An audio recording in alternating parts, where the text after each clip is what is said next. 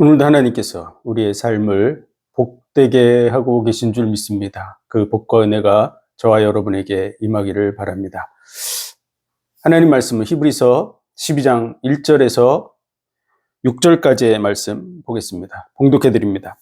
이러므로 우리에게 구름같이 둘러싼 허다한 증인들이 있으니 모든 무거운 것과 얽매이기 쉬운 죄를 벗어버리고 인내로서 우리 앞에 당한 경주를 경주하며 믿음의 주여 또 온전케 하시는 이인 예수를 바라보자. 저는 그 앞에 있는 즐거움을 위하여 십자가를 참으사 부끄러움을 개의치 아니하시더니 하나님 보좌 우편에 앉으셨느니라. 너희가 피곤하여 낙심치 않기 위하여 죄인들의 이같이 자기에게 거역한 일을 참으신 일을 생각하라. 너희가 죄와 싸우되 아직 피 흘리기까지는 대항치 아니하고 또 아들들에게 권하는 것 같이 너희에게 권면하신 말씀을 잊었도다. 일렀으되 내 아들아 주의 징계하심을 경히 여기지 말며 그에게 꾸지람을 받을 때 낙심하지 말라. 주께서 그 사랑하시는 자를 징계하시고 그의 받으시는 아들마다 채찍질 하심이라 하였으니. 아멘. 기도하겠습니다. 하나님 은혜와 사랑과 복 주신 감사합니다. 우리를 위해서 이 땅의 모든 삶이 주어져 있음을 감사합니다. 예수 그리스도를 통해서 그 십자가의 보혈의 은혜 속에서 우리를 하나님의 자녀의 복과 은혜를 누려가게 하신 감사합니다. 이 복과 은혜가 모든 영혼들에게 임하게 하옵소서. 모든 영광을 주님 받으시기 원하며 예수 그리스도 이름으로 감사하며 기도하옵나이다. 아멘. 우리는 히브리서의 모든 말씀을 대할 때 그 배경을 확실하게 이해하고 말씀을 대해야 될 줄로 믿습니다. 유대교로 돌아가야 된다고 하는 그러한 상황 속에서 믿음이 연약한 성도들이 흔들흔들하는 이런 과정 속에 그들이 예수 그리스도를 믿는 믿음에 견고히 서야 될 이유를 유대교와 예수 그리스도에 대한 신앙으로 비교하는 형식으로 기록된 것이 히브리서의 말씀이라고 말씀드렸습니다. 그래서 우리는 히브리서의 이 말씀을 대할 때마다 제가 반복해서 이 말씀을 하는 이유는요, 그것을 잊지 말아야 될 뿐만 아니라 이 말씀을 계속 듣는 중에 히브리서 전체가 처음부터 끝까지 쭉 하나로 연결돼서 이해되어지고 보여질 수 있는, 그래서 히브리서에 대해서 누가 얘기를 해도 히브리서는 이런 내용으로 구성되어 있어요, 이렇게 얘기해 줄 수 있는 그런 사람이 되어야 될 줄로 믿습니다. 그래서 첫 번째로는 율법을 전해줬던 시내산의 그 천사와 예수 그리스도를 비교하고 있습니다. 그래서 예수 그리스도는 어떤 분이시냐? 하나님의 영광의 광채시여 그 본체 형상이시다. 그는 창조주 하나님이시다. 이렇게 말하고 있는 것이죠. 그리고 천사들은 어떤 존재냐? 바람과 불꽃으로 삼으시느니라 이렇게 말한 이유는요, 그 천사가 바람이란 뜻도 아니고 불꽃이란 뜻이 아닙니다. 그와 같은 사역자, 도구의 수준에 있다라고 얘기하는 것이죠. 그래서 후사들을 섬기라고 보낸 자들이 아니뇨. 모든 만물은 다 세해져 갈 것이지만 예수 그리스도는 영원하신 분이다, 이렇게 표현하고 있는 것이죠. 그런데 예수님의 낮아지심에 대해서 그가 낮아지시고 고난당하신 이유, 많은 사람들이 이해할 수 없었겠죠. 왜 그 핍박과 환난 속에서 예수님 고난당하셨냐고. 메시아에 대한 유대인들의 개념은요, 다윗과 같은 왕이 되어서 이 세상에서 정말 다른 주변 나라들을 정복하고 통치할 그런 왕으로 생각하고 있는 것이죠. 그런데 그것은 예수님이 이 땅에 오셔서 희생제물 돼야 된다는 그 부분을 놓치고 생각하는 것입니다. 장차 오실 예수 그리스도, 만왕의 왕으로 오실 예수 그리스도는 온 천지 만물을 통치하고 다스리는, 온 우주 만물을 다스릴 만왕의 왕인 줄 믿습니다. 그러나 그때가 아니죠. 예수 그리스도께서 낮아지신 것은 아브라함의 후손을 붙들어 주려 하심이라고, 우리의 고난에 동참하시고 우리의 문제 속에 들어오셔서 우리를 이해하는 자로 서셔서 형제라고 우리에게 손을 내미시는 거죠. 내가 너를 안다고 얘기하는 것이죠. 그래서 우리의 아픔에 동참하시고 죽음을 맛보시고 죽기를 무서워함으로 종노릇하는 모든 자를 놓아주려 하심이라고.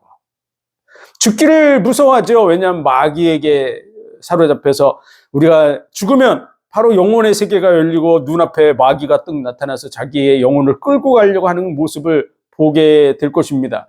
그래서 우리는 그 마귀에게 붙들려 종로로 탈 수밖에 없는 그 많은 영혼들을 붙들어 주시려고 예수님이 우리 대신에 죽임을 당하신 것이다 라고 말하는 것이죠. 예수님의 낮아지심에 대해서 말해주고 있는 것입니다. 그리고 그 다음에 천사를 통해서 율법을 받은 모세가 중간자가 돼서 그 천사로부터 율법을 받아서 이스라엘 백성에게 전해주는데, 그는 사환으로서 일을 했다면 예수 그리스도는 아들로서 사역하셨고, 집마다 지은이가 있듯이 천지 만물을 창조하신 그분은 하나님이시다. 예수 그리스도가 바로 하나님 아들로 사역하셨지만 하나님이시다라고 말해주고 있습니다.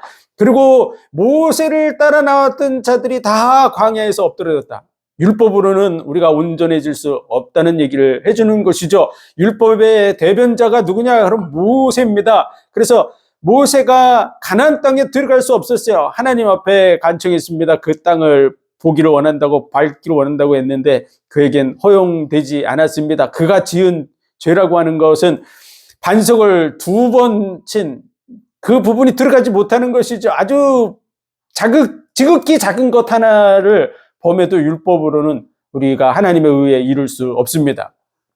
그래서 율법의 대변자 모세는 들어가지 못하고 바라만 봤고요. 그의 후계자 여호수아가 들어가는데, 여호수아는 예수 그리스도의 예표입니다. 그래서 구원자 여호수아, 그는 믿음으로 요단을 건너고 믿음으로 여리고성을 무너뜨리고, 그리고 가나안 땅을 정복하는 믿음으로 말미암아 예수 그리스도 구원자를 통해서 천국에 간다고 하는 모습을 보여주는 것이죠. 그래서 예수 그리스도를 통한 구원을 보여주는 예표가 여호수아입니다. 그런데 여호수아가 진정한 안식을 줄 수 있냐? 그건 불가능합니다. 왜냐하면 그는 예표이지 실체가 아니기 때문에 그렇습니다. 그래서 실체 대신 예수 그리스도, 그 예수 그리스도에 대한 예언이 성경에 끊임없이 나와 있죠. 여자의 후손이어서 뱀의 머리를 상할 것이다. 처녀가 잉태해서 아들을 낳을 것이다.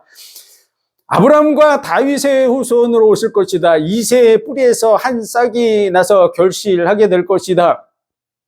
유월절 어린 양이 될 것이다. 나무에 달린 자마다 다 저주받은 자라고, 우리 대신에 나무에 달릴 것이 약속이 되어 있고, 그 뼈가 하나도 꺾이지 아니하리라고 되어 있고, 그 시체가 썩음을 당치 아니하리라고 하신 대로 부활하셔서 확실한 언약의 성취자, 베들레헴에서 태어나실 그 언약대로 베들레헴에서 나신 분, 그분만이 진정한 안식을 우리에게 줄 수 있는 것입니다. 그래서 그 예수 그리스도를 믿는 자만 참된 안식에 들어간다. 당연한 얘기죠.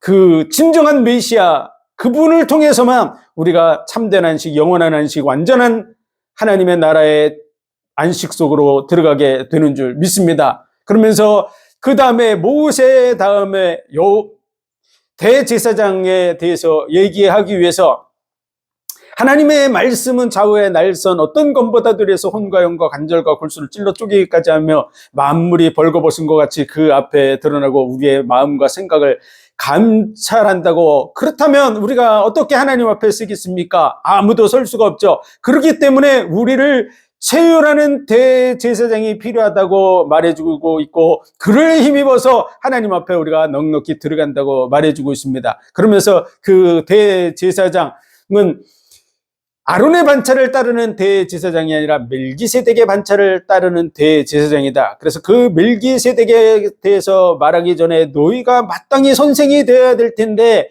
어린아이같이 초보적인 부분에 계속 머물러 있어서 그 자리에 머물러 있지 말고 완전한 데 나아가라고 하나님께서 허락하시면 그 자리에 나아가게 된다고 얘기하고 있는 것이 6장의 내용이고요. 그리고 이미 유대교로 돌아간 자, 하나님의 은혜를 맛보고 그 성령의 은혜 속에 참여한 그 교회 속에 들어와서 하나님의 역사하심을 제자들을 통해서 듣고 보고 확인한 그들이 아니다라고 생각해서 떠나가 버렸죠. 그래서 그 떠나간 자들, 그래서 그 구절이 6장 4절에서 8절의 그 모든 내용은 완전 과거형으로 되어져 있고, 그들은 멸망에 이르게 된다.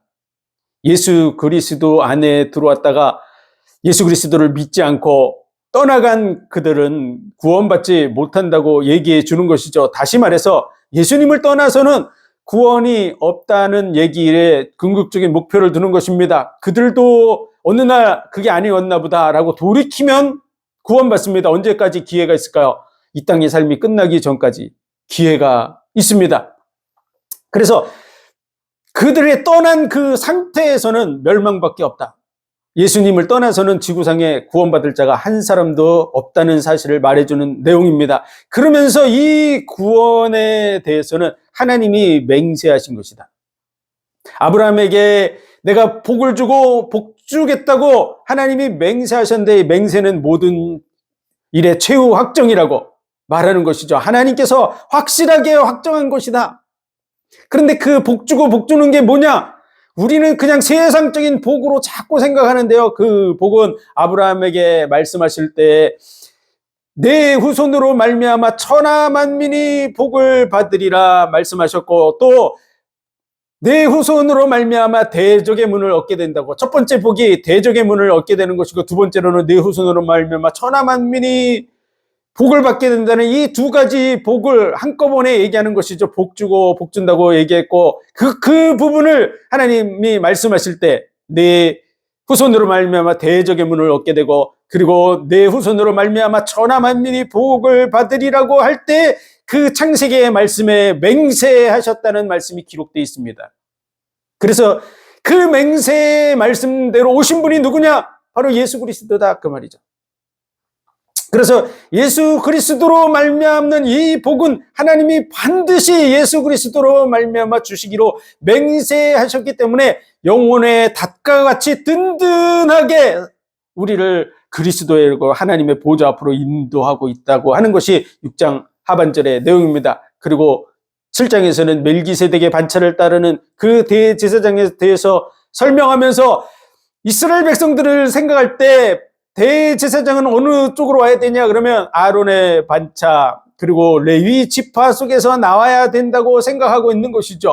왜냐하면 대대손손 레위 지파가 제사장의 역할을 했고, 아론의 반차를 따르는 그 아론의 후손들이 제사장과 대제사장의 역할을 했기 때문에 대제사장 역할을 할 메시아는 아론의 반차 레위 지파를 따라서 날 거라고 생각하는 것이 대부분의 이스라엘 사람들의 생각이지만, 시편의 말씀에 의하면 멜기세덱의 반차를 따르는 대제사장이라고 메시아에 대한 언급이 되어져 있기 때문에 예수님은 아론과 레위 지파를 따라 나오지 않고 멜기세덱의 반차를 따라서 나온 줄 믿습니다.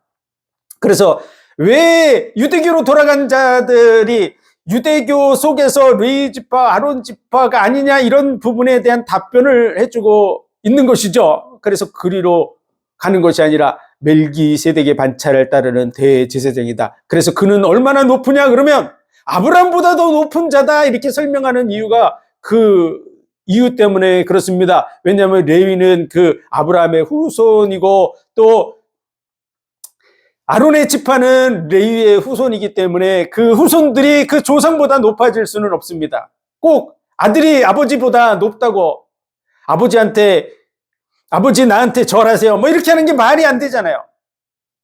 당연히 자녀가 부모님을 공경하고 부모님에게 절을 하고 공경을 해드리는 것이 마땅한 인간에게 주어진 그러한 위계죠. 위계. 위아래가 아버지와 아들의 위계가 뒤집어지면 말이 되겠습니까? 그래서 그 레위 지파와 그리고 아론의 지파가 중요하다고 생각하지만, 멜기세덱의 반차를 따르는 대제사장 예수 그리스도는 아브라함보다도 높으신 분이다. 당연한 얘기죠. 그분은 하나님이시고 만물을 창조하신 창조주이기 때문에 그렇습니다. 그래서 그 말씀에 그 낮은 자가 높은 자에게 복됨을 받는다고 그 말씀을 기록한 이유가 뭐냐? 그러면 우리에게 확실하게 알라고 하는 얘기죠. 아브라함보다 더 높으신 분이다. 그래서 그 속에 들 수 없다는 거죠. 레위 지파와 아론의 반차에 그 속에 들 수 있는 수준의 분이 아니라 그보다 훨씬 높은 아브라함보다도 더 위에 계신 분이다 라는 얘기를 해주고 있는 것입니다. 그리고 예수님이 이 땅에 오셔서 십자가에 못 박혀 죽으셨는데 왜 죽으셨냐? 유대인들의 생각 속에서는 말도 안 된다고 자꾸 생각하는 부분 중에 하나가 예수 그리스도의 죽음입니다. 지금 많은 사람들 중에도 보면 예수님이 십자가에 못 박혀 죽은 게 실패다 이렇게 얘기하는 그런 사람들이 종종 있는데요. 그것은 정말 중요한 것을 모르는 거죠. 여자의 후손이 와서 뱀의 머리를 상할 것이라고 말씀하셨고, 뱀의 후손은 여자의 후손의 발꿈치를 상할 것이라고 말했습니다. 이게 뱀에게 물려본 적이 있는지 모르겠지만요, 뱀에게 물리면 그 독으로 인해서 죽습니다. 그러나 그 머리가 박살났기 때문에 뱀도 죽는 것이죠. 예수님의 죽음에 대한 예언의 말씀은 끊임없이 있습니다. 희생제물, 가죽옷을 지어 입혀주시는 거죠. 우리의 허물을 가려주기 위해서 가죽옷, 누군가가 희생되는 것이죠. 그리고 이스라엘의 역사 속에서 끊임없이 죄 문제를 해결하기 위해서 희생제물을 드리겠습니다. 누군가 대신 죽어야 되는 얘기를 해주고 있는 거죠. 이사야 52장에도 예수님께서 채찍에 맞으시고 가시에 찔리신 것은 우리의 죄악과 허물 때문이라고, 예수님이 우리를 위해서 희생당할 부분에 대한 말씀이 계속 주어져 있습니다. 나무에 달려 죽을 것에 대한 말씀이 있죠. 그 뼈가 하나도 꺾이지 않는다는 말씀이 있죠. 그 모든 말씀, 그리고 그 시체가 음부에 버림이 되지 않는 이 죽음에 대한 얘기가 기록되어 있습니다. 메시아의 죽음. 그래서 메시아의 첫 번째 이 땅에 오심은 우리를 대신해서 죽으실 희생 제물, 세상 죄를 지고 가는 하나님의 어린 양의 사역을 감당하시기 위해서 오셨습니다. 그래서 그 사실을 이해한다면 예수님의 낮아지심, 죽으심에 대해서 충분히 이해할 수 있지만, 유대인들은 오랜 시간 속에서 끊임없이 듣고 그리고 기다려온 메시아는 어떤 메시아냐? 정치적인 메시아. 다윗과 같은 왕권을 가지고 세상을 통치하는 메시아만 생각하고 있었기 때문에 예수님의 죽음을 이해할 수 없었던 것이죠. 그것을 실패라고 자꾸 생각했던 것입니다. 그런데 그것은 예수님이 다시 오실, 재림하실 때 천군 천사들의 나팔소리와 함께 온 세상을 통치할 만왕의 왕으로 오신다는 사실, 다시 오실 만왕의 왕 예수 그리스도를 모르기 때문에 하는 것이죠. 그때 예수님은 다윗과 같은 통치자로 오시게 될 줄 믿습니다. 그래서 그 사실을 모르는 속에서 예수님의 피 흘리심과 죽으심을 이해하지 못했는데, 성경에 피 흘림이 없으면 사함이 없다고 말씀하신 대로 그 말씀을 따라서 양과 염소의 피로 모든 물건을 정결케 하는 것처럼 우리도 하나님 앞에서 정결함을 얻기 위해서는 메시아, 참 메시아의 피 흘림이 필요하다는 얘기를 해주고 있는 것이죠. 그래서 양과 염소의 피로 아니하고 자기 피로 우리 죄를 사하셨다고. 그분이 바로 희생제물, 양과 염소는 바로 예표입니다. 여호수아가 예표였듯이, 대제사장이 예표였듯이, 또 이 희생 제물들이 다 예표였듯이 예수님이 참된 제물이 되셔서 희생 제물로 십자가에 못 박혀 죽으심으로 물과 피를 다 쏟아내셔서 그 피로 말미암아 우리를 정결케 하시고 한 번의 제사로 온전한 속죄를 이루셨는 줄 믿습니다. 우리의 죄가 예수 그리스도로 말미암아 다 끝난 줄 믿습니다. 그리고 왜 딱 한 번으로 끝냈냐?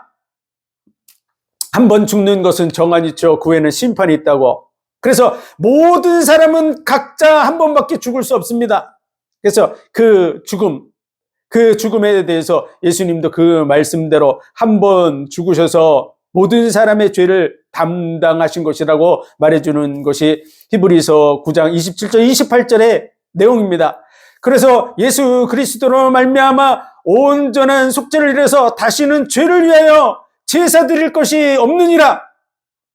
예수님이 온전한 속죄의 제물이기 때문에 예수님의 그 속죄 제물 외에 다른 제사가 필요하지 않은 것이라고 말씀하고 있는 것입니다. 그래서 우리가 정말 예수 그리스도를 믿는 교회 속에 왜 제사를 안 지내냐? 그러면 유대교에서는 끊임없이 지금도 제사를 지내려고 준비하고 있고 대제사장과 제사장들을 준비하고 있다 그러죠. 그런 제물이 더 이상 필요 없는 줄 믿습니다. 그들이 그와 같은 하는 이유는 메시아가 안 왔다고 생각하기 때문에 그렇게 하고 있는 것이죠. 우리는 이 성경적인 내용들을 잘 이해해야 됩니다.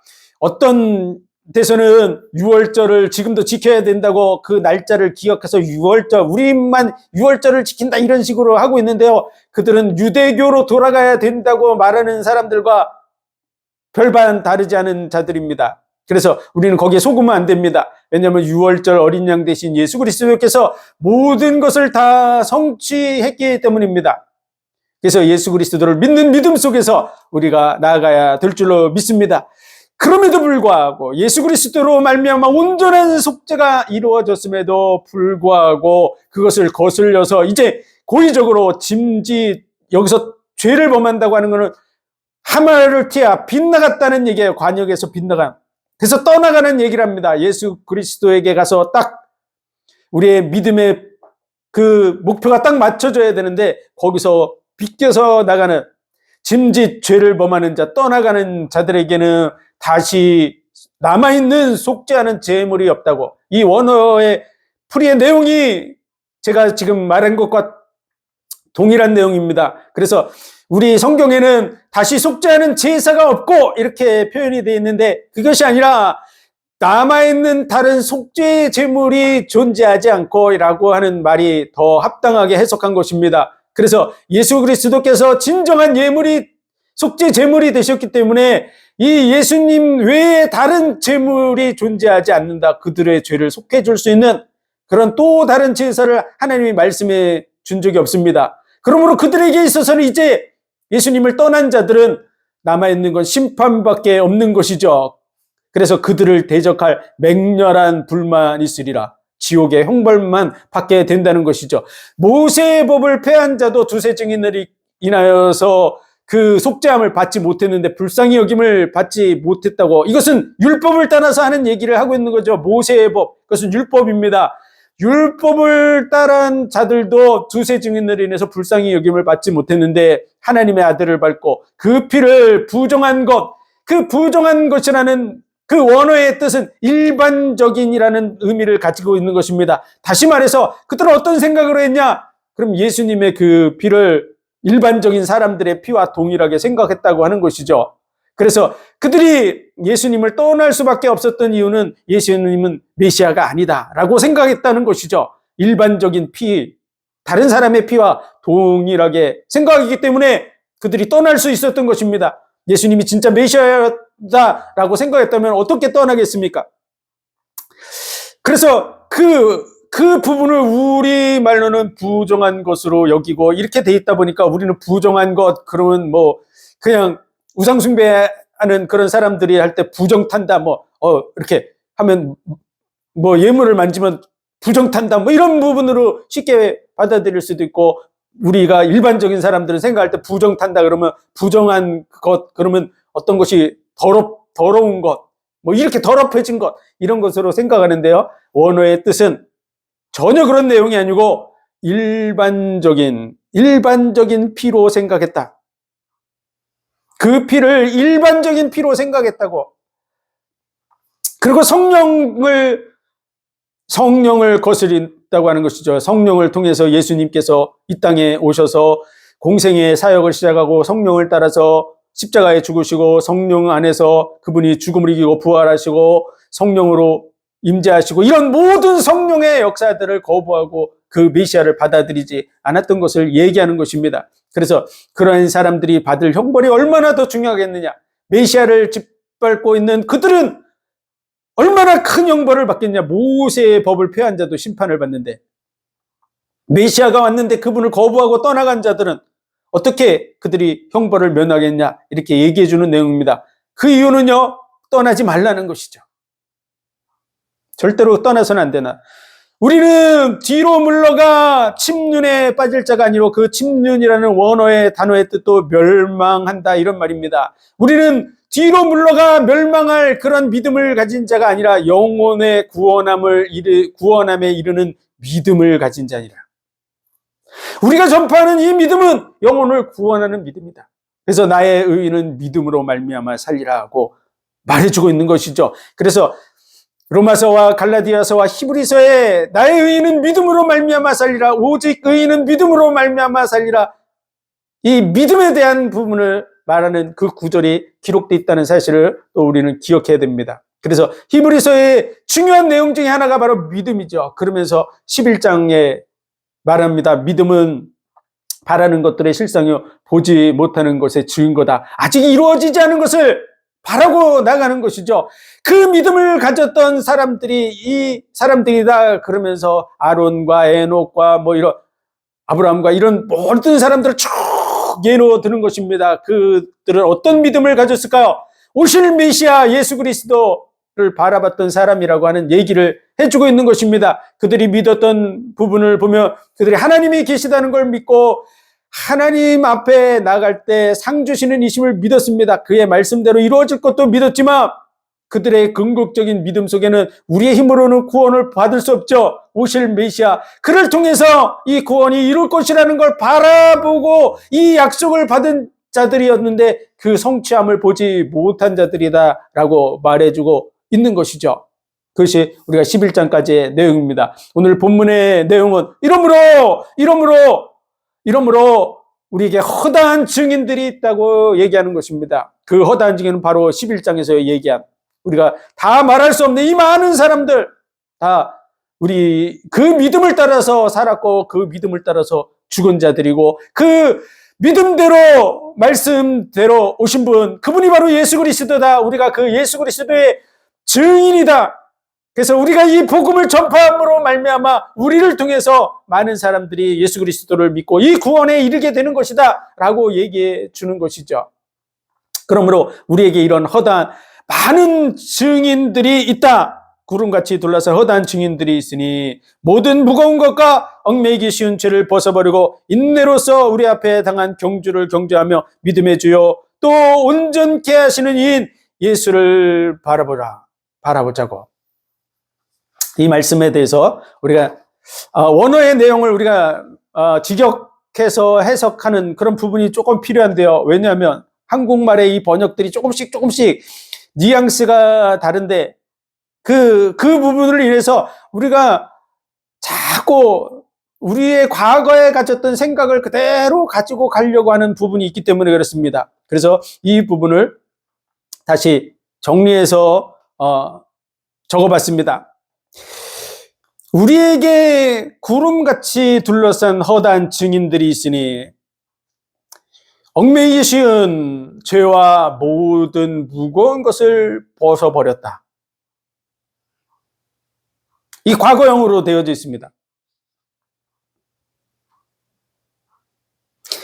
여기 보면 벗어버리고 이렇게 되어 있으니까 현재형으로 우리는 해석하죠.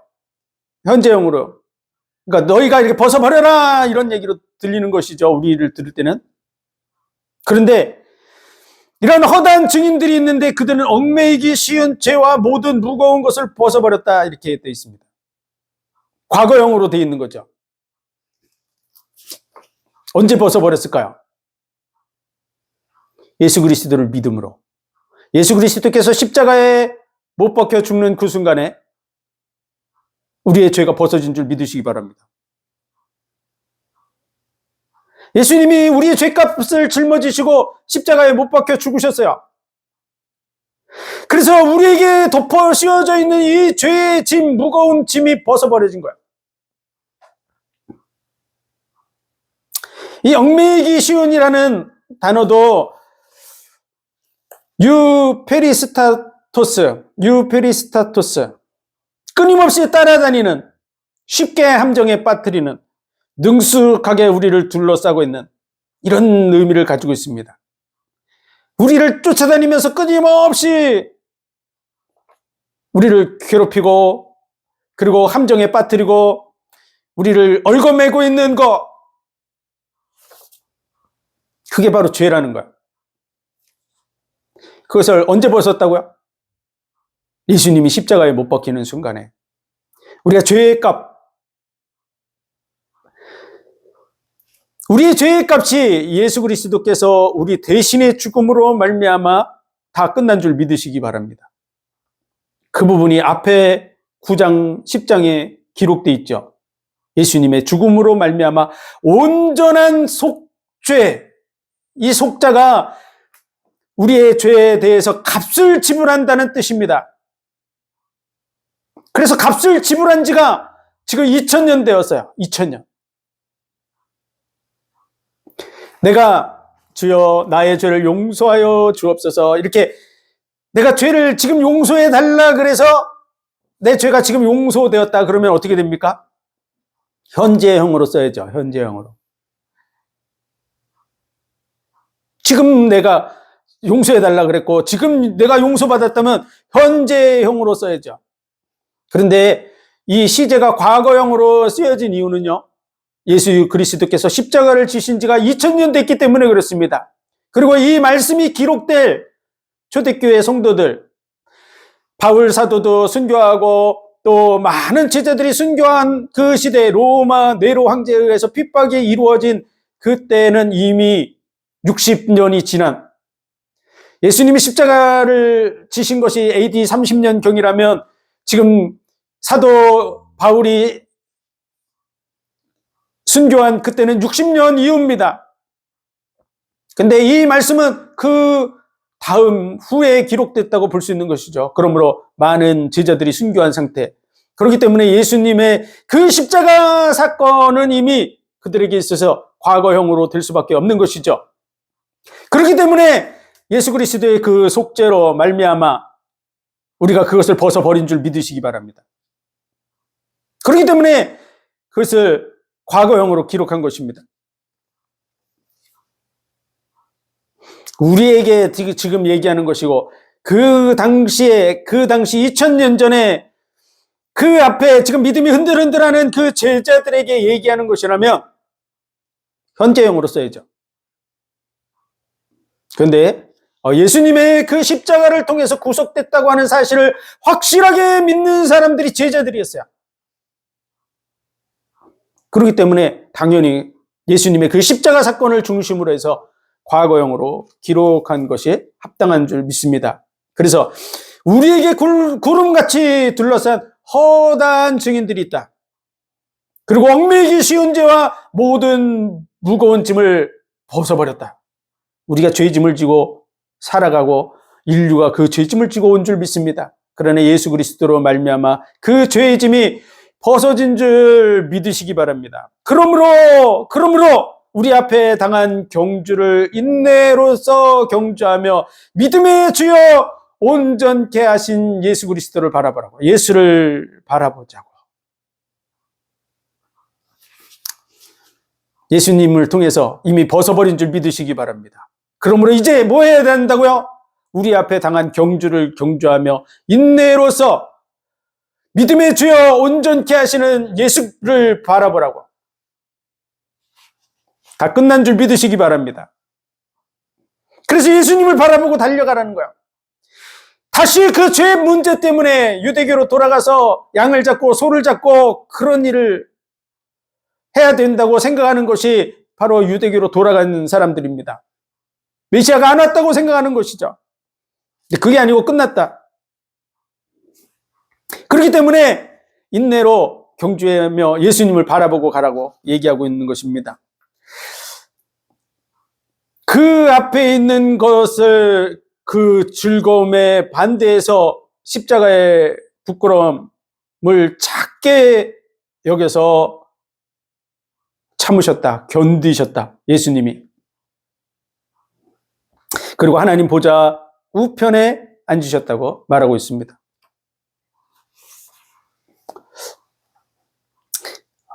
거기서도 참으셨다도 과거형이고요. 당연한 얘기죠.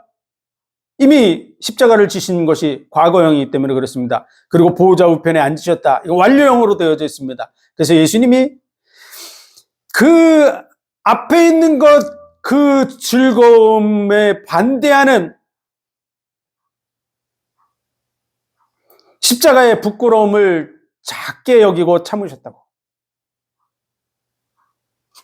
그리고 하나님 보좌 우편에 앉으셨다고.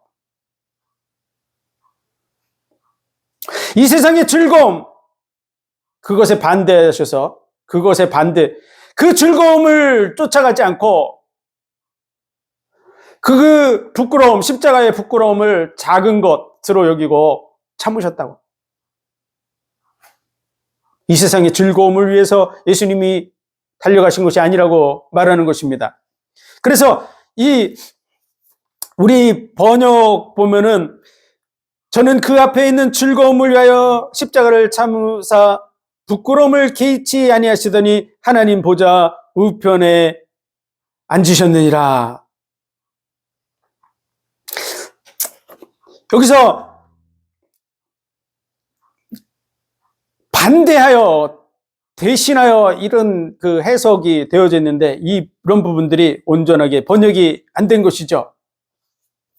그래서 예수님은 이 땅의 즐거움을 추구하는 쪽이 아니라 그거에 반대해서 십자가의 그 부끄러움을 작은 것으로 여기고 그리고 그것을 참고 견디셨다고 이렇게 얘기하는 것이죠. 그래서 하나님 보좌 우편에 앉으셨느냐. 무슨 얘기입니까? 너희들도 이 세상의 즐거움을 쫓아가지 말고 예수 그리스도를 쫓아서 지금 당하는 많은 고난들을 견디고 그 보좌 앞으로 나아가라고 얘기하고 있는 줄 믿습니다. 그래서 이렇게 죄인들을 참으셨다. 너희 영혼을 풀어주어 병들지 않게 하시려고 자기를 대적하는 죄인들을 이같이 참으셨다는 것을 생각하라고. 우리는 이 번역을 잘 이해해야 됩니다. 우리 말의 해석과 조금의 차이가 있지만 너희가 피곤하여 낙심치 않게 위하여 죄인들이 이같이 자기에게 거역한 일을 참으신 자를 생각하라. 이게 우리말의 해석입니다. 우리말의 해석. 그러나 그 원어의 내용들을 보면 죄인들을 참으셨다. 그 죄인들은 뭡니까? 하마르티온. 빗나간 자들입니다. 떠나간 자들. 그래서 너희 영혼을 풀어주어서 병들지 않게 하시려고. 이런 풀어주어라고 하는 단어가 되어져 있는데 우리 그 해석에는 피곤하여 낙심치 않기 위하여 낙심한다 이렇게 되어져 있는 거예요. 원어의 뜻은 풀어준다는 내용인데 낙심한다는 말로 해석을 한 겁니다. 왜냐하면 우리말의 문맥의 흐름에 따라서 단어를 적은 것이죠. 우리가 그냥 쉽게 피곤하고 낙심하고 이런 부분이 되어져 있지 피곤하고 풀어주고 이렇게 말이 잘 안 되잖아요. 그래서 번역하시는 분들이 우리가 쉽게 이해할 수 있도록 우리의 통념에 맞게 이렇게 단어를 배열하다 보니까 우리는 그냥 쉽게 너희가 피곤하여 낙심하지 않기 위하여 라는 말을 쉽게 받아들이지만 원어의 뜻은 너희 그 영혼을 풀어주어서 병들지 않게 하시려고. 피곤하다는 그 말이 병들다, 허약하다 이런 의미입니다. 연약하다.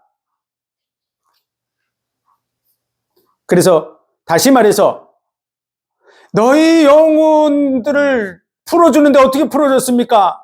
예수님이 대신 죽음으로써 마귀의 손, 죄에 눌려있고 붙들려 있는 그 상태에서 우리를 풀어준 줄 믿습니다. 예수님이 십자가를 지심으로 우리를 피곤하지 않고 낙심하지 않게 하신 게 아닙니다. 우리 영혼을 죄로부터 해방시키셨습니다.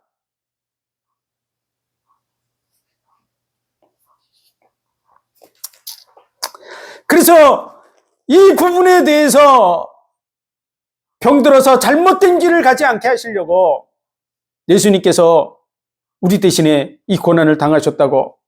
그래서 자기를 대적하는 죄인들 이렇게 돼 있는 거죠. 죄인들이 이같이 자기에게 거역한 일을 참으신 자를 생각하라. 죄인들의 이같이 자기를 거역한 일을, 이게 거역하다는 말이 대적한다는 뜻입니다. 대적한다는 말. 이게 안티라고 돼 있는 거죠. 그래서 예수님을 대적하는 자리에 있는 거야. 그게 누굽니까? 그게 유대교로 돌아간 자들이고 지금 많은 세상의 사람들이고 지구상의 많은 사람들이 예수님을 대적하고 있는 것이죠. 모르기 때문에. 그래서 그들이 구원받게 하시려고 죄인들, 이 죄인들이라는 말이 빗나간 자들, 관역에서 빗나간 자들, 떠나간 자들, 짐짓 죄를 범한 즉 거기 하마르티아 이들하고 동일한 사람들입니다. 그런 사람들이다 이 말이죠. 죄인들을 참으셨다고. 이 말을 저 감옥에 있는 살인자들, 도적질한 자들, 그런 사람들을 지칭하는 얘기가 아닙니다. 우리를 얘기하는 것입니다. 예수 그리스도를 모르고 대적하고 있는 그런 많은 사람들을 이같이 참으셨다. 언제 참으셨습니까? 십자가에 못 박혀 죽으실 때. 그 십자가에 못 박혀 그 죄를 짊어지시고 그들을 참고 그들이 병들어서 망하지 않게 하려고 그들의 영혼을 풀어주려고 예수님이 십자가를 지셨던 그 일을 생각하라고 얘기하는 겁니다. 그래서 이 생각하라는 말이 과거 명령형이에요. 이게 참 우리말로 해석하기가 굉장히 어려운 말인데요. 과거 명령형. 과거 명령형. 이게 우리말로 과거에 어떻게 명령하지? 이 우리말로 참 표현하기 힘들지만 그 내용을 보면 그 과거에 이렇게 했던 것을 생각하라는 거야. 예수님께서 십자가에 못 박혀 죽으실 때 그때를 우리가 되돌아가서 그 일을 생각해 보라는 거죠.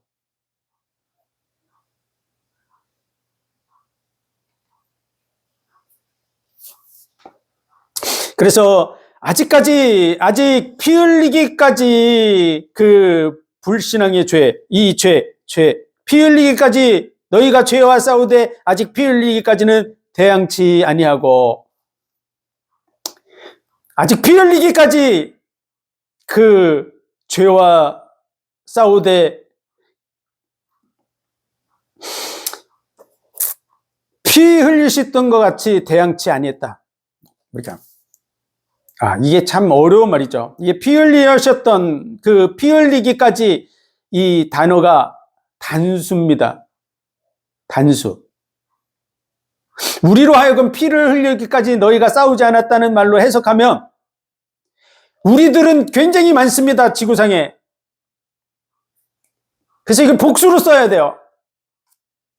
그런데 이걸 단수로 썼어요. 그것은요, 예수님이 우리 대신에 피를 흘렸던 것을 얘기하고 있는 것이죠. 예수님이 피를 흘리셨던 것 같이 우리가 그 죄와 싸우는데 그와 같이 하지 않았다고 말해주고 있는 것이죠. 너희는 예수님과 같이 그 자리에 이르는 데까지 지금 대항하지 않았다고 얘기하고 있는 내용입니다.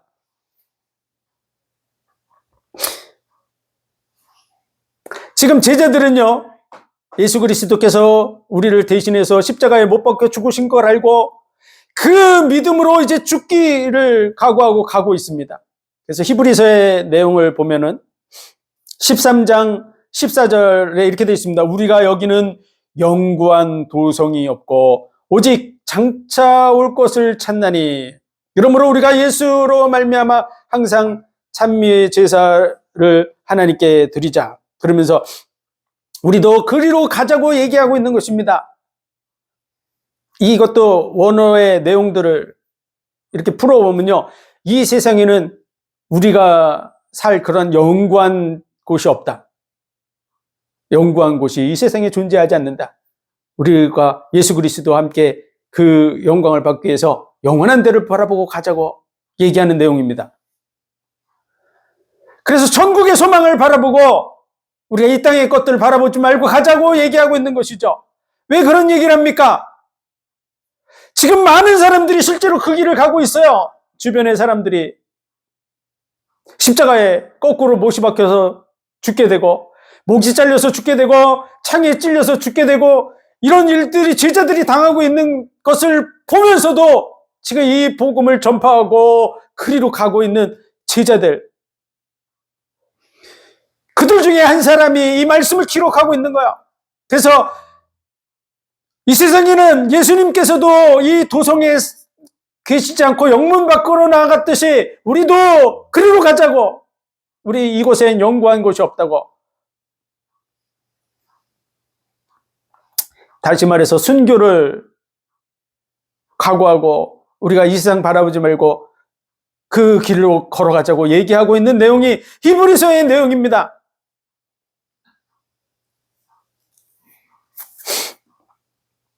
그러므로 이 세상에서 뭘 얘기하려고 하는 게 아니에요.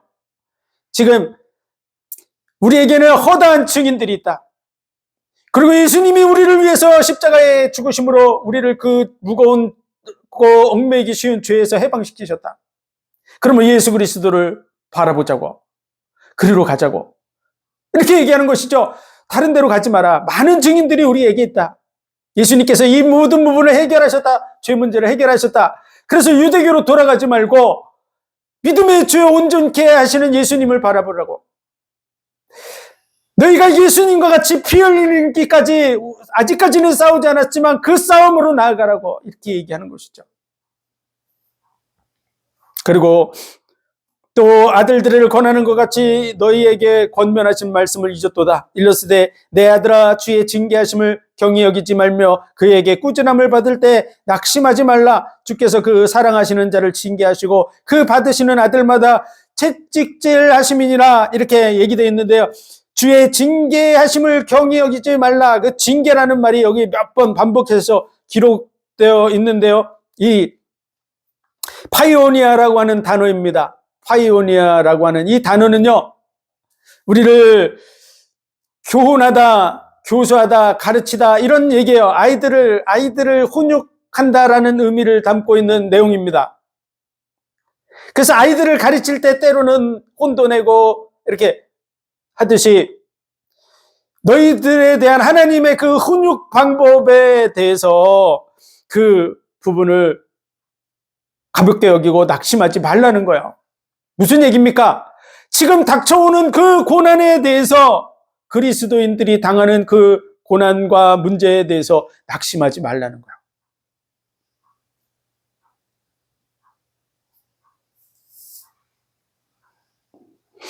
하나님께서는 너희가 온전하게 되게 하기 위해서 지금 그 과정을 밟고 있는 것이다. 아비가 자식을 사랑하여서 그를 채찍질하고 징계하면서 가르치는 것과 마찬가지로 너희를 훈육하고 있는 것이다. 그렇기 때문에 지금 너희에게 당하는 그 고난에 대해서 그것을 뿌리치고 떠나가지 말고 거기서 자기 자신을 고쳐나가라고, 하나님의 뜻에 합당한 사람으로 세워나가라고 얘기하고 있는 내용입니다. 그래서 모든 사람으로 더불어 화평함과 거룩함을 쫓아라. 이것이 없이는 아무도 주를 보지 못하리라. 이 말도요, 그 화평함, 이 에이렌네라고 하는 이 평안은요, 하나님이 주시는 평안, 메시아를 통해서 주어지는 평안, 그리스도 안에서의 평안을 얘기하는 평안입니다. 진정한 평안을 얘기하는 것이죠. 그래서 인간이 만든 그런 얘기들을 할 수 있는 부분이 아니에요. 사람들하고 화평하게 지내라 이런 얘기를 하고 있는 내용이 아닙니다. 그래서 예수 그리스도 안에 있는 그 믿음 속의 평안과 구별됨, 그리스도인으로서의 구별됨, 이 믿음이 있어야 된다라는 뜻이에요. 이게 너무 이걸 자기적으로 해서 이 세상에서 평화롭게 살아라. 지금 이분들은 순교하려는 분이에요. 순교하려는 분.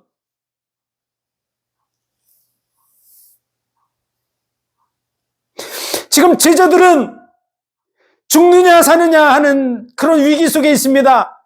아무리 우리 좀 평화롭게 삽시다. 우리는 당신들을 해칠 마음이 하나도 없습니다.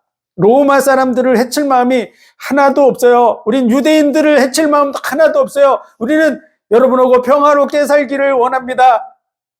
그래서 그들하고 우리가 평화롭게 삽시다를 못하면 하나님 나라에 못 간다는 얘기를 하는 게 아닙니다.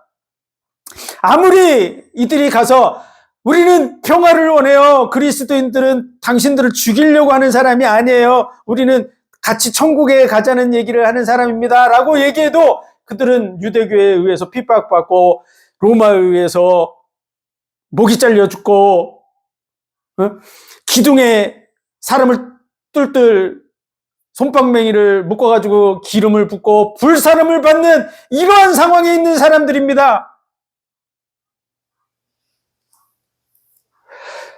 그들하고 평화를 얘기하라고 얘기하는 내용이 아니에요. 유대교로 돌아가야 된다고 하는 사람들이야말로 평화를 얘기하는 것이죠. 뭐하러 그렇게 꼭 순교를 당해야 되니? 이게 아니야. 이분은 메시아가 아닌 것 같아. 이렇게 우리가 돌아가면 평화롭게 살 수 있어. 라고 말하는 사람들이 바로 유대교로 돌아가는 사람들이에요.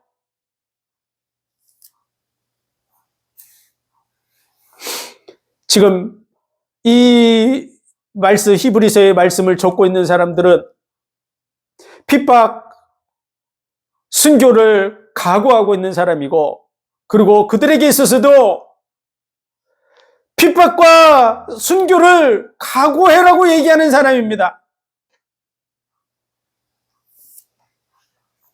이 세상에서 평화롭게 살으라는 얘기를 하고 있는 게 아닙니다. 그래서 이 히브리서의 내용을 우리가 계속해서 반복해서 말하지만 유대교로 돌아가려고 하는, 예수 그리스도를 믿는 믿음에서 떠나려는 자들을 예수 안에 있어야 된다고, 어떤 상황이 벌어져도 예수 안에 있어야 된다고, 예수 외에는 구원자가 없다고 얘기해 주는 거예요.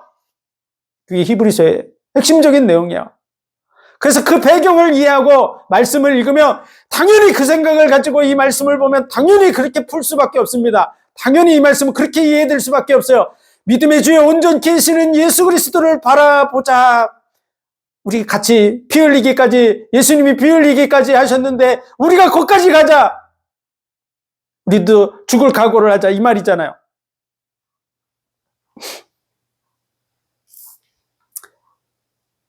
우리가 이 믿음 위에 서야 될 줄로 믿습니다.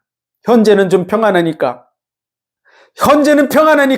우리가 주변 사람들하고 화평하게 지내자.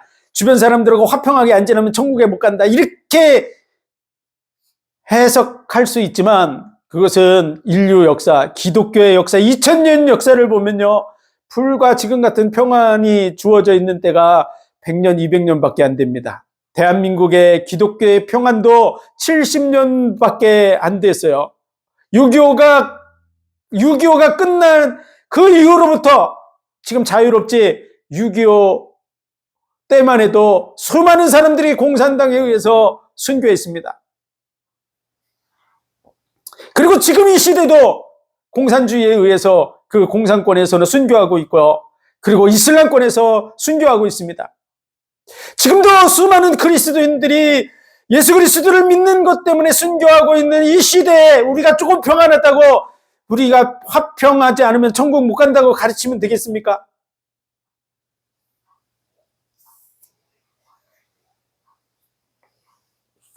믿음의 주여 온전케 하시는 예수 그리스도를 바라보라고, 예수님이 피를 흘리셨듯이 우리도 그와 같이 싸워나가라고, 이 불신앙에 대해서, 빗나가는 이 죄에 대해서, 하나님을 떠나가는, 예수 그리스도를 떠나가는 죄와 대항해 싸우라고, 예수 그리스도 안에 있으라는 말이죠. 반대로 얘기하면 예수 그리스도 떠나면 안 된다는 얘기를 해주고 있는 겁니다. 지금 이 히브리서의 전체 내용이 예수님을 떠나면 안 된다는 얘기를 하는 거야. 예수님 안에 있어야 될 예우를 얘기하는 것이죠. 이것은 하나님의 맹세로 된 거라고, 이 맹세, 하나님의 맹세에 떠나면 안 된다고, 떠나는 자들은 맹렬한 심판하는 불만이 있다고, 떠나지 말라고, 이 세상에 영구한 도성이 없다고, 우리가 예수 그리스도를 따라서 영문 밖으로 나가지고 고통받는 그곳으로 가자고 얘기하는 것입니다. 이 초대교회 순교의 신앙이 우리 속에도 있어야 될 줄로 믿습니다. 그래서 우리가 이 세상에서 주변 사람들하고 평화를 얘기하는 것은요, 그 영혼들을 전도하기 위함입니다. 그리고 정말 하나님의 자녀로서의 그런 삶을 살아가는 것이죠. 그런데 진짜로 우리가 사람들과 평안하고 예수 그리스도를 믿는 믿음 속으로 그들을 인도하지 못한다면 우리가 말하는 평안은 가짜입니다. 그들이 지옥 가는 거 뻔히 알면서도 예수 그리스도의 이 복음을 전하지 않고 세상 평화를 외치고 있다 그러면 우리는 지금 가짜를 하고 있는 거예요.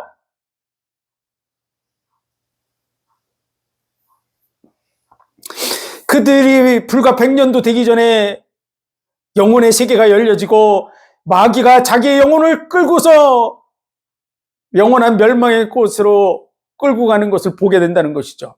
음부 불구덩이에 집어 던지는 것을.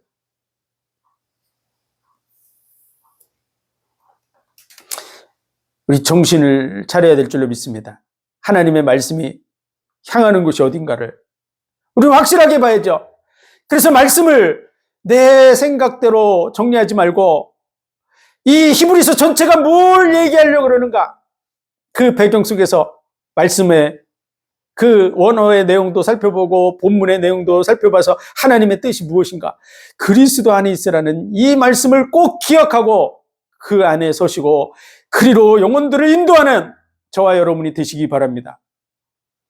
기도하겠습니다. 하나님 은혜와 사랑 복 주신 감사합니다. 믿음의 주에 온전케 하시는 예수 그리스도를 바라보게 하여 주옵소서. 예수께서 우리를 위해서 피를 흘리셨던 것 같이 이 불신앙의 죄악, 하나님을 떠나게 만드는, 예수 그리스도를 떠나게 만드는 멸망의 길로 우리를 인도하는 이 죄와 싸워나가게 하여 주옵소서. 그래서 많은 영혼들을 그리스도 안으로 영원한 나라를 바라보고 영원한 도성을 향해서 나아갈 수 있게 하여 주옵소서. 모든 영광을 주님 받으시기 원하며 예수 그리스도 이름으로 감사하며 기도하옵나이다. 아멘.